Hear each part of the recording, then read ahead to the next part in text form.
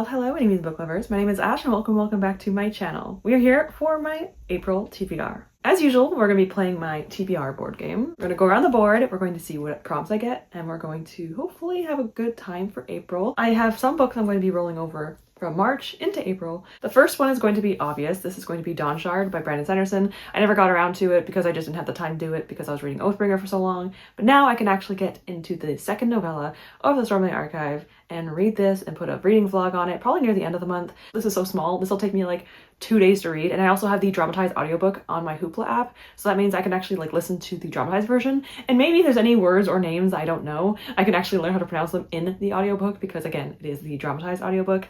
So I'm excited to kind of just like dual read and listen. The next book I'm going to be bringing over from March, I'm hoping actually to start this soon, and that is Babylon's Ashes by James S.A. Corey. I believe this is book 6 in the Expanse series. I didn't get around to it in March. This is a bigger book to put on my TBR, and this is not even part of my TBR game yet, so we'll see what ends up happening. But yeah, this is obviously an epic sci-fi series and I'm having a great time with it. It's been so long since I've continued with it, so I really need to actually get myself into reading the series again because it's been way too long. It's been months since I've read the last book, so it's about time I get to this one. With that all aside, let's get into my TBR game. First, we're going to do my spinner wheel. We're going to see what I end up landing on for April. So let's do this one first and then we'll go to TBR game. So let's spin the wheel and then see what I get.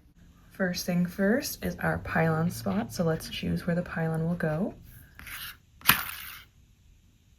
Okay, a safe space. You know what? That's kind of like the best case scenario, so this is good. So let's see what I actually end up getting for April. Oh my gosh. I am happy to have a space. I just had to do 5 rolls. We're good and golden. Let's get into our TBR game. So no added rolls. I am very relieved because I can't do it for April. I cannot get extra rolls. So that means we are now ready to go on to the actual TBR game and see what prompts I get. So let's get started. So let's do our first roll and see what this one's going to be. Leaving off where we left off last time, we are on the Readathon prompt, and let's go on to our first roll of April.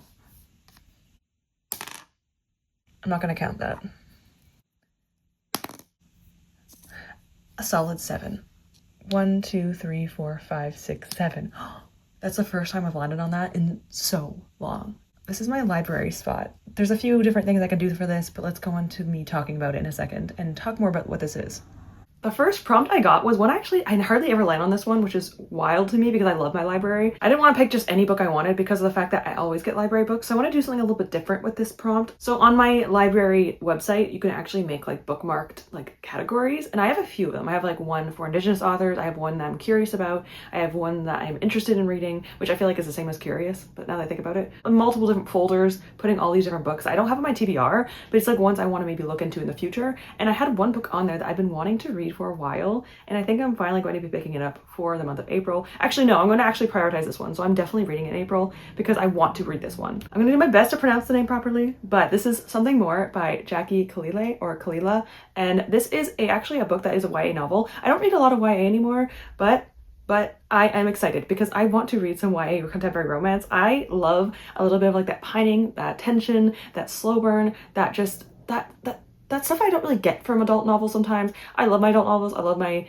steamy scenes, but I also really like my YA when it's like wholesome and sweet, and I just need that sometimes in my life, and I feel like this is the perfect time to do that. This is actually written by a Palestinian Canadian author, so I really wanted to try prioritizing it at some point. I'm really glad I'm going to be doing it now. This is actually a story about a Palestinian Canadian character, so you see that in the character as well as the author, and the character in this novel is also autistic as well as the author. So the author was diagnosed later on in life, it says in the back of the book, and the character in this book is also going to be someone that has been diagnosed right before high school. So Jessie, our main character, not only has to go to high school, which is a very stressful time, but she also has to deal with the fact that she has this diagnosis now and kind of trying to hide it, I guess, in a way while she's in high school, probably masking a lot so that way she doesn't seem to be different from everyone else. And I completely get that. I'm not diagnosed, but I'm pretty confident I might be. So regardless, I think I can relate to her in some ways at least. I'm also Canadian, so I love seeing that. The author actually lives in Toronto. I was born and raised in Toronto, so it's really cool to see that. And obviously she's also Palestinian, and I want to support Palestinian authors.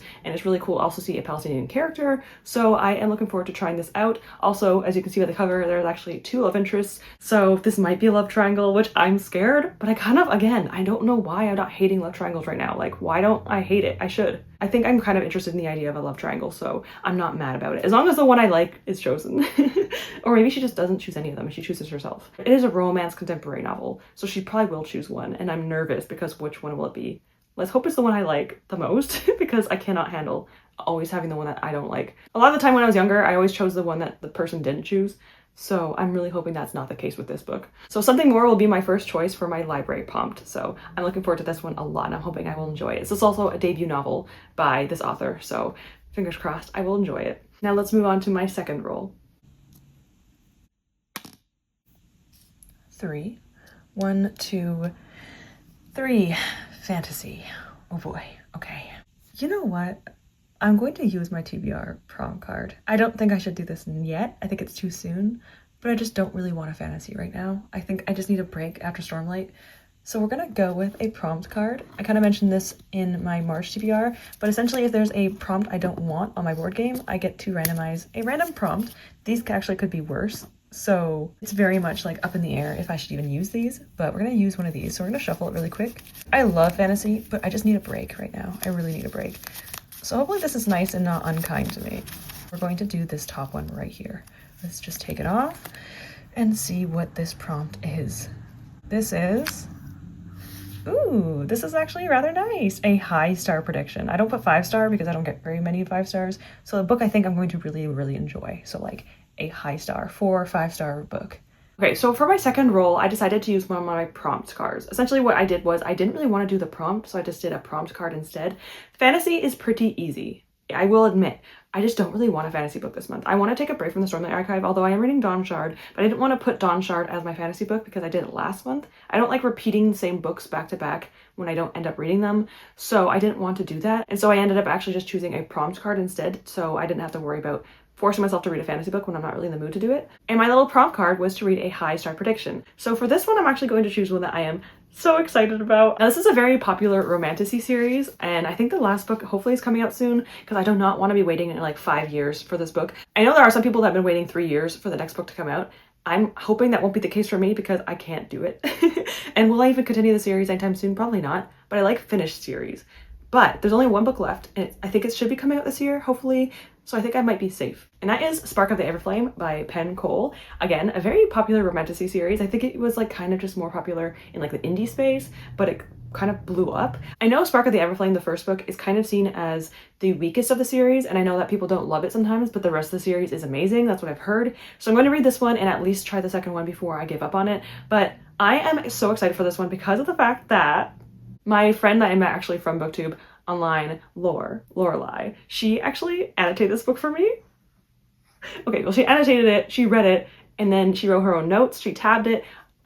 This is like my most prized possession of all time right now. I love this so much. She has her own little notes, she has like little like faces that she's drawn. Laura, if you're watching this, thank you again for this. It's amazing. She got me this for my birthday and like a bunch of snacks, and I was just so thankful for that. I am dying to read this. She didn't love it, but you know what? I love her sense of humor. So honestly, I think this will make it even more funny for me. Like, I'm thinking I'm gonna like this. I think I'll like it. But even if she didn't, I'm kind of like going to be living for all the annotations in this book, good or bad. I'm gonna love it anyway. But she just annotated the heck out of this book, and I am so excited about it. Oh my gosh. And again, thank you. This is like the best thing ever. So this is the first time I've ever actually read an annotated book from someone else. I cannot wait. I cannot wait. Let's get actually into what the book is about. I don't know a whole lot. It's very like romantasy-esque, and I'm kind of living for that right now. I shouldn't really be starting a new series though, but yeah, I really shouldn't be, but here we are. This series is in a moral realm where gods have now conquered it, and there are things called descendants. What are those? I have no idea. But DM is the main character of the story. She is in a poor village. Her mother is kidnapped or taken, and obviously she wants to go and find her mother. I'm assuming because of that, she goes into the dark web of the descendant hierarchy, and I guess tries to find the mysteries within it. And alongside of that, the king, who is currently sick, has a son who is keeping an eye on her. So I guess this is a prince romance, which I love and adore. Romances with like a prince character. Doesn't really matter what it is, princess or prince, I love it. So count me in, this sounds like a lot of fun. I don't know a whole lot much more other than that. That's all I really need to know. Again, very romantasy-esque. but I kind of need a romantasy. I feel like I haven't read one in a little bit. I have like 1 or 2 series I'm currently in the middle of that are romantasy, but I just need to read a little bit more. I feel like I might like this. Again, Laura didn't like this, but I think I have a chance. So I really hope I will like it more than her, and if not, I'm still gonna love the annotations. So I'm so excited for this one. I just cannot wait. So yes, I'm gonna be reading Spark at the Everflame for my high star prediction. Moving on to roll number 3. Oh my gosh, another big number. Okay. 1, 2, 3, 4, 5, 6, 7, 8 Kindle, or 1, 2, 3, 4, 5, 6, 7, 8 TBR jar. There is no contest. I'm not going to TBR jar. 1, 2, 3, 4, 5, 6, 7, 8.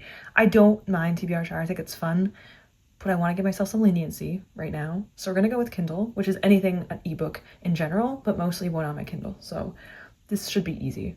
Roll number 3 was a Kindle book. I have a lot of books on my Kindle that I just have to get to eventually. A lot of free books, a lot of just books I never really plan on reading anytime soon. And so there is a perfect opportunity for me to actually get through my ebooks and read them, because that's kind of what I should be doing. And the Aurelium Readathon prompt for like the annual thing is to read a book with River in the title. And now that's just the one I went down. There's like a path I took, and that was the prompt I got. And this was really hard for me. I only had 2 choices, and I do have 1 book on my Kindle that does fit this prompt. And again, I probably would have never gotten to it anytime soon, but you know what? G is keeping me accountable, so I guess I do appreciate it. I've been staring at this author's name, trying to pronounce it in my head, but I don't think I can do it. I'm gonna give it a shot. This is by Margaret Maciser, probably Maciser. Margaret Maciser, and this is Hope's River, but obviously, as you can tell, this is a romance, a contemporary romance. And again, I probably wouldn't have picked this book up anytime soon, but the Aurelium Readathon told me to read it, so I'm going to read it. This is featuring a character named Hope. Surprise, surprise. She is a home renovator, and one day her boyfriend is being physical with her, so she leaves that situation and actually goes to a house that she's going to be working on. And another person that's also going to be working on that house is an electrician. His name is River, and River actually does know her. She was someone that he really cared about and has been a huge grievance that he's lost in his life. Not like through death, but just through a breakup or something happened. Something happened between the 2 of them. A betrayal happened on his end, which makes me nervous. What does a betrayal mean? Hope it's not cheating, but regardless, he did something, they broke apart, and then they have to work on this place together, and this brings them back together and gets them to be closer again, and probably rekindling that fire that they had in the past. As you can imagine, this is a second chance romance, also a small town romance. So, I mean, I don't know how I'm gonna feel about this one. I don't know if I'll like it. Me and contemporary romances are very finicky. I can like them, but they have to be pretty decently done for me to enjoy them. So I've been reading a lot of them actually lately, so I'm kind of being a hypocrite by saying that. But I'm just hoping I'll love it. It's very hard for me to love a contemporary romance, like a 4 or 5 stars. So I have a little bit of optimism that I might be able to like this. I'm a little bit nervous about the second chance romance aspect. I don't really read a lot of second chance romances. Again, I'm only mostly reading this because of the Aurelium prompt, but hey, if I like it, that's great, and if I don't, I will delete it off my Kindle. I know that technically, even though ebooks don't take up space, I do like to delete them off of my devices because I don't want to have a ton of things I don't really need. So I like to get rid of them. So if I don't like it, I'll delete it, but if I do like it, hey, this is why we do these things. Sometimes prompts give us books that we usually wouldn't pick up. So that's why we're here. That's why we're doing this. So I'm going to be reading Hope's River for a Kindle read. Okay, with only 2 prompts left, let's move on to roll number 4. Oh my gosh, a 7. 1, 2, 3, 4, 5, 6, 7. Readathon prompt. 4, 5, 6, 7 series. I can go with either of these because I do need both of these things, but I think I'm actually going to go to series because I really, really need to work on my series. So 4, 5, 6, 7. We're going to go on to my series tile for this one. Roll number 4 was series. Thank goodness. I really need to continue my series so badly. And I'm trying to do that, but I keep starting more series than I'm finishing. So this is a really bad sign. I'm already at like 18 series.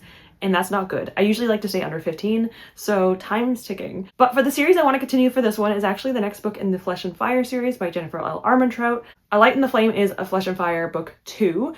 This is like a prequel series from the From Blood and Ash series, so it happens way beforehand. And I'm actually kind of enjoying linking the books together. So I read the last book. Which was the last book? Crown of Gilded Bones? No, what was it called? So I read A War of Two Queens last month in March, and I liked it mostly because, again, it was the dramatized version, so it kind of was atmospheric and I kind of enjoyed the aspect of it. So I actually liked that book. Some people didn't like it. I liked it. With this book though, I'm not sure how I'm going to feel about it because this is, again, the second book in the prequel series, and I'm really enjoying like tying things together from the Flesh and Fire series and the For Blood and Ash series, although I don't think I'm like enraptured in this series. I don't know, maybe this one I'll like still, but I'm kind of concerned. I'm going to continue to go through these books throughout the year. If at any point I want to like DNF the series, because I do know that For Blood and Ash gets worse, which is a little bit nerve-wracking for me, but I've heard good things at least about the Flesh and Fire series. So this is book 2. Again, it's a prequel series. I don't want to talk too much about what it's about exactly. It does have a lot of links with the From Blood and Ash series, so I am curious if I'll like this one. It's obviously romantasy as well, so another romantasy book on this list, which I'm not mad about. I actually really do like my romantasy. I did need a break from it for a while because it felt a little bit repetitive at times. I do think sometimes it is a bit repetitive, but I still enjoy my time reading it, so I am looking forward to trying this one and seeing if I enjoy the second book. I liked book number 1, but I also feel like I could have liked it more, so I guess I'll find out if I like this book. So this book is going to be my series book for this prompt. And with our last roll for the game, let's move on to our 5th and final roll. Final roll. Oh, what? Do you remember how earlier I was like, I'm not doing TBR jar? Well, look what happened. And I can't use my prompt cards because I already used it for fantasy. So we're doing a TBR jar. I'll be honest with you, I do like doing this. I get nervous, okay? I just get scared. So here's my TBR jar. I'll let you know what the genre is because the genres are on the back. So let's just quickly choose one. I'll do a shake just for fun.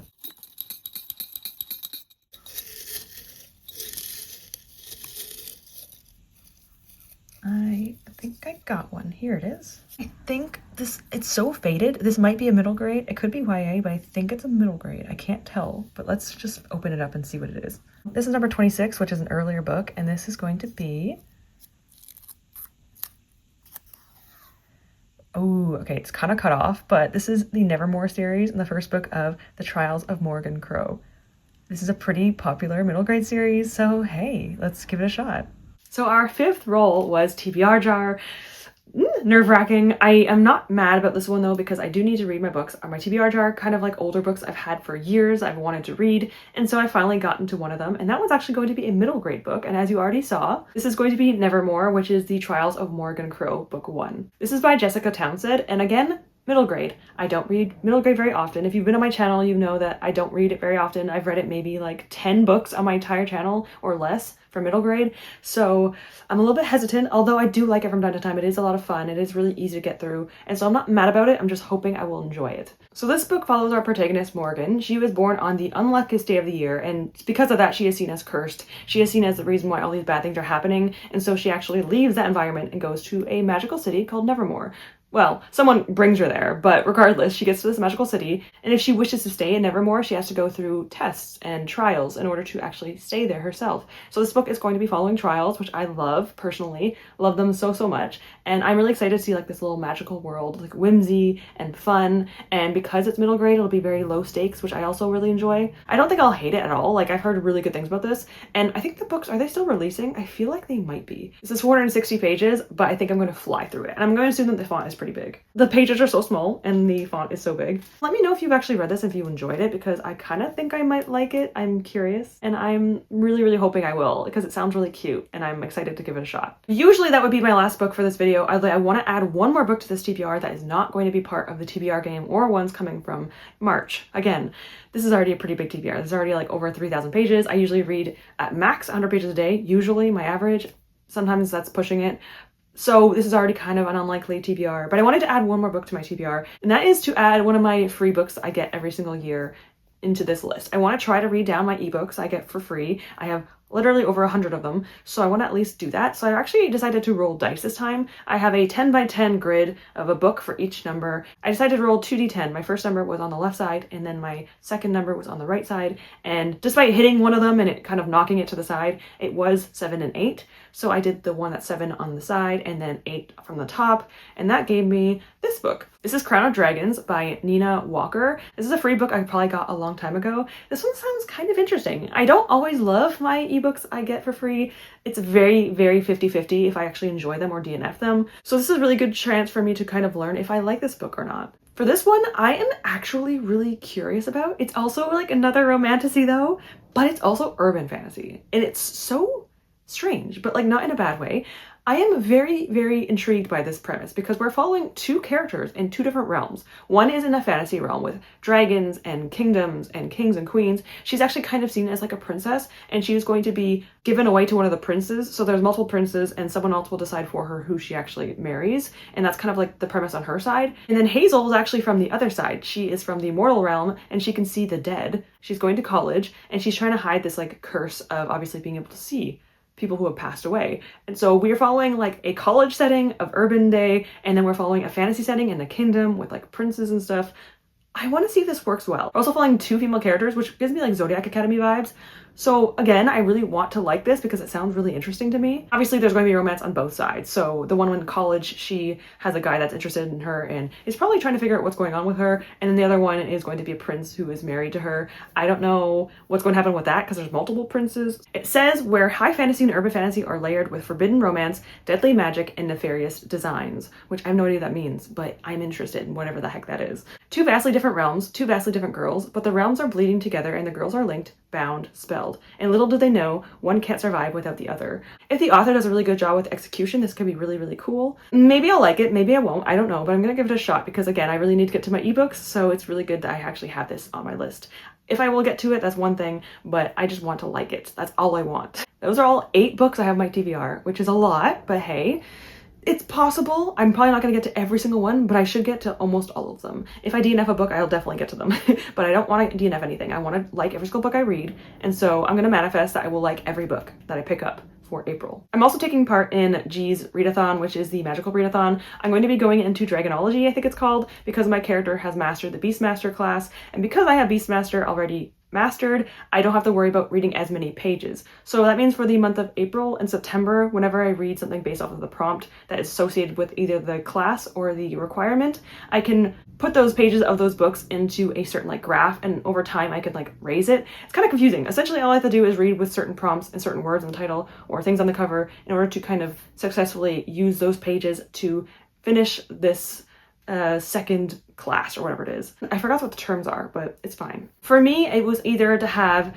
sky in the title, fly in the title, dragon on the cover or in the title, or fire in the title or on the cover. I also had 2 other prompts. One was to have a wolf on the cover or in the title as well. And then there was another one that did not at all make sense to me. It was like temperature, and I did not have that. So I have a few of these actually on this list that I can actually qualify for the Aurelium Readathon. For Spark of the Everflame, this has fire on the cover, so I will be able to count these pages. A Light in the Flame by Jennifer L. Armentrout has wolves on the cover. There are also other things in this book series that does qualify for other prompts, so this does count. Surprisingly enough, despite the fact that this was completely randomized, Crown of Dragons has the word dragon in the title, which is, again, completely random. I did not plan that. So that is crazy that this will also count toward my page count. So I have only 3 books for this month. I hope that in September I will have a bit more choices. I already went through all my series to see what series would qualify for these prompts. So I have a bigger goal in September to do more of my pages.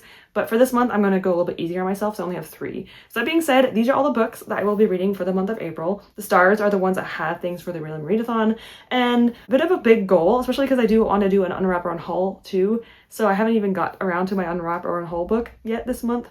So I want to get to that too, which means our page count is like 3,700 pages, which is a lot for me, but hey, we're gonna give it a try. We're gonna try our best to actually get this done. I kind of want to maybe consider even rolling only 4 times for my TBR game, so that way I'm getting to my books a bit easier and I'm not like, you know, putting books on my TBR that I'm not gonna get to, but I'm gonna consider that. I might do that eventually, but for now, we're gonna stay with 5, and we'll reduce it if I feel like I have to. But for now, that's what I'm going to be doing for the month of April. Those are the books I'm going to be reading. If you want to talk about any of the books I discussed on this video, go ahead and do so. Or if you have any books in April's TBR that you want to talk about, go ahead and let me know what you're going to be reading. If you want to show an emoji down below to show that you are here and you want to just give me some support, put a umbrella emoji for the Nevermore series or the Trials of Morgan Crow series, an umbrella, because obviously we have some umbrellas on the cover. It's also spring, so it is nice to have some umbrellas to get ready for the spring season. Thank you so much for being here. I appreciate you all so much. Hopefully you enjoyed your books in March, and if not, or if you did, hopefully April is even better somehow. Have an amazing day, have some amazing reads for the month of April, and I hope to see you all soon. Goodbye, everyone.